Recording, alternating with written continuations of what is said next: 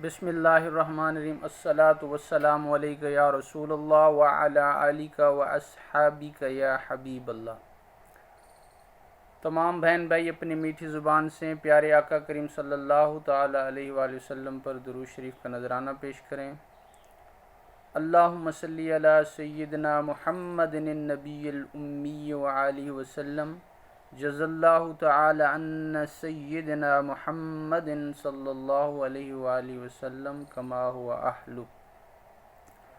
آج کا جو ہمارا موضوع ہے وہ ہے غیبت۔ پیارے آقا کریم صلی اللہ تعالی علیہ وآلہ وسلم نے صحابہ کرام سے پوچھا، کیا تم لوگ جانتے ہو کہ غیبت کیا ہے؟ صحابہ کرام نے عرض کیا، یا رسول اللہ صلی اللہ علیہ وسلم، اللہ اور اس کا رسول ہی بہتر جانتے ہیں، ہمیں تو معلوم نہیں۔ تو پیارے آقا کریم صلی اللہ تعالی وسلم نے فرمایا، غیبت اپنے بھائی کے عیب ذکر کرنے کا نام ہے، جسے وہ سنے تو رنجیدہ ہو جائے۔ تو صحابہ نے عرض کیا، یا رسول اللہ، اگر وہ عیب اس شخص میں موجود ہو تو پھر ذکر نہ کیا جائے؟ تو آپ صلی اللہ تعالی علیہ وسلم نے فرمایا، اگر کسی کا صحیح عیب بیان کرو تو وہی تو غیبت ہے، لیکن اگر کسی میں ایسے عیب کا ذکر کیا جائے جو دوسروں میں موجود نہیں تو وہ بہتان ہے۔ قرآن کریم میں بھی ارشاد باری تعالیٰ ہے، جس کا ترجمہ ہے، تم میں سے کوئی کسی کی غیبت نہ کرے۔ کیا کوئی شخص پسند کرتا ہے کہ وہ اپنے مردہ بھائی کا گوشت کھائے اور اسے اپنے حلق میں اتارے؟ پس جس طرح ہر شخص اپنے مردہ بھائی کا گوشت کھانے کو مکروہ جانتا ہے، اسی طرح لازم ہے کہ غیبت کو بھی مکروہ جانے، کیونکہ وہ بھی مردار حلق میں اتارنے کے مثل ہے۔ ایک روز حضرت زید بن ثابت مسجد نبوی میں بیٹھے حاضرین کو نصیحت کر رہے تھے کہ کسی جگہ سے جناب نبی کریم صلی اللہ تعالی علیہ وسلم کی خدمت اقدس میں کچھ سامان ہدیتاً آیا، اس میں گوشت بھی تھا۔ صحابہ کرام نے حضرت زید سے کہا کہ آپ سرور کائنات صلی اللہ تعالی علیہ وسلم کے پاس جائیں اور ہمارے لیے گوشت لے آئیں۔ تو حضرت زید صحابہ کے کہنے کے مطابق گوشت لینے چلے گئے۔ حضرت زید رضی اللہ تعالیٰ عنہ کے جانے کے بعد لوگوں نے حضرت زید کی غیبت شروع کر دی اور ایک دوسرے سے ان کی شکایت کرنے لگے۔ ان کی غیبت کرنا بذریعہ وحی نبی کریم صلی اللہ تعالی علیہ وسلم کو معلوم ہو گیا اور آپ پر تمام باتیں زہر ہو گئیں۔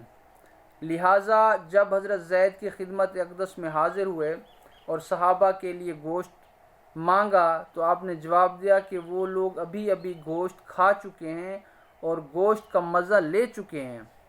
حضرت زید نے مسجد واپس جا کر صحابہ کو نبی کریم صلی اللہ تعالی وسلم کا جواب کہہ سنایا۔ صحابہ بہت حیران ہوئے اور انہوں نے کہا کہ ہم نے کئی روز سے گوشت نہیں کھایا، یہاں تک کہ گوشت کو منہ بھی نہیں لگایا۔ حضرت زید بھی آپ صلی اللہ علیہ وسلم کی خدمت میں حاضر ہوئے اور صحابہ کا پیغام دیا، لیکن نبی کریم صلی اللہ علیہ وسلم نے پھر وہی جواب دیا۔